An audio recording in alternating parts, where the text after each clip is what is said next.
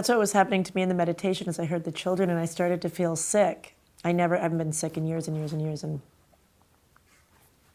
I'm guessing now I'm picking up from you. So I started to feel, well, it's consciousness, sick as an idea. I started to feel sick, and then I thought, that's weird, because you never feel sick, ever. I thought, oh, this is interesting, and it's reminding me of my childhood, and then I realized, oh, all the children are here. So I'm picking up all of their colds. But you realize that it doesn't belong to you. As you get real eyes, you get that it doesn't belong to you, and the only thing that can cause the manifestation through you is the resistance of the mind, because that's actually the equation that causes manifestation is the mind resists. And most of you think manifestation is from want. And the manifestation of want is the mind resisting what it wants. The manifestation from I am what I want, I have what I'm looking for, is the resistance. That is the manifestation of I have what I'm looking for. And that's why most people live in suffering, is because they live in the trigger of or the alteration of or the opposite of what they want. Whatever you're being, you'll see. If you're depressed, everything you see is depressed, right? The day you quit smoking, everyone's smoking. The day you break up, everyone's kissing and hugging everyone else, right? Yes or no? Yes. The day you buy a Toyota, all you see are Toyotas. So that's enough information for you to begin to trust that where you put yourself, you put the world. So be careful where you put yourself. Every time you have a thought, it's another brick in the wall. And this work is about chipping away at the bricks. So you might have 40 thoughts, 40 bricks, and one chip away. But one chip away might be the epiphany of 70 bricks falling. So your mind builds the wall, and your risk takes it down. And your mind builds the wall, and your action takes it down. And your mind builds the wall, and your inability to be okay with the way things are takes it down. And you do that until you die. And it never gets easier. And when it gets easier, you decide you want a Range Rover instead of a buggy. And most people will never know that the wall is made up by their mind. They will think that the wall is real in the confines of their human nature. And you are becoming elusive so that you can walk through your walls. And you'll get on screen, and you'll risk the loss of your own vulnerability so that others may have the right to follow. And I'm honored by each and every one of you because it's very rare. And when it's not rare anymore, which means most people are doing it, you'll be pioneering the next new edge. You know, to have a feeling in the 50s was very rare. To have a feeling today is just boring. I'm having a feeling, so what?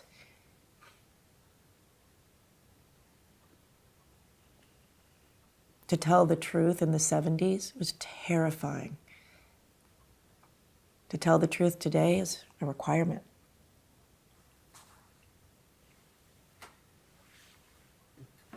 So it's not, wow, look, I caught up. It's, are you willing to stand in the unknown until it's known, or are you waiting for the known to be known so you can feel safe to play in it? Because the known is the brick in the wall, and the unknown is the risk of your life that gives you the adventure you're looking for. And most people are going to take the trip when they can afford it, instead of knowing that you take the trip because you can't afford it, which gives you the reason for your next 3 months. And you don't take the trip if you're not 100% responsible, because otherwise you'll do like what Lenin didn't do, is you'll trade the gun and be pissed you didn't get the other one back. And all you did was shut down from the world not giving you what you deserve.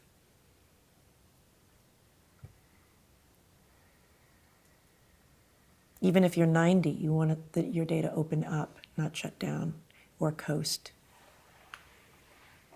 If it's your last breath, you want to enjoy it because it's your last breath, instead of your idea of a last breath being a bad thing, which is the brick in the wall.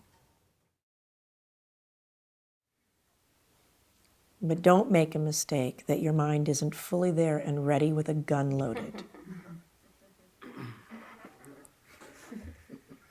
because that's the way we've been trained to be. And for pretty much everyone in this room, you have a depth. And when you hit that depth, you load that gun. Because the moment just under that is the self that hasn't been realized by you yet in its memory before it went to sleep. And just at the gate of that freedom is the guard that remembers at 2 or 3 or 5 years old what you lost by your innocence and vulnerability of allowing that freedom to prevail. That someone yelled at you or hit you or misunderstood you or left you alone or liked someone better. And you developed a conscious awareness in that moment to guard that that feeling would never happen again. And in that moment, you developed what we then call a personality trait. And that personality, that intellect that developed guards at that gate. And it keeps you from the self that chose to go hiding, never to feel the fear of what the cult said you had to feel if you felt that freedom again. Which you felt a bit of last night in the silliness of just saying what you were feeling. And it requires something to feel that. Because you've spent most of your life protecting yourself from feeling, and all of a sudden you've said, I want to feel. I don't want a Mercedes or him or her. I want me. And in order to get to me, I have to go through every one of those walls and floors and bars and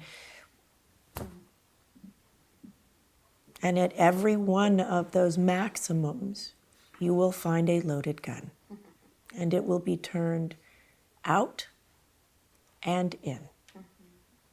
One to remind you not to make the mistake to forget ever again, and the other to keep everyone and everything else out. And you have to want you more than you want safety and protection in order to wake up. I guarantee you, somewhere in you, you believe there's someone driving this earth. Somewhere you believe there is someone in charge of nature. And they're making sure there is no earthquake and there are no tsunamis and next week is coming. And you really believe that there's some safety. Because if you knew that there was no safety at all, here we go. We live on an undulating planet filled with hot lava that can implode or explode at any moment. And you knew that deep in your gut, you truly knew that every single moment that you're here is a gift. Every single breath you take is awful, full of awe. Every single second that we are not just shooting away from the sun. Every single is bliss in action, and that you have a right to live in that energetic stream, in that dimension, in that awakened space. But in order to live there, you have to be responsible. And it's easier to hate the world and wait for it to change than it is to have everything you ever wanted now. And so we hate the world and wait for it to change, and it gives us an excuse to quit. But this is your life, and if we exist in another 5 minutes, I will be shocked. So I will be spending this 5 minutes in awe, full of awe. Because I can, because we are, because it is. And America fights for the problem and what's wrong. Didn't you know, and our president, and it's worse, and yeah, and you become what you are.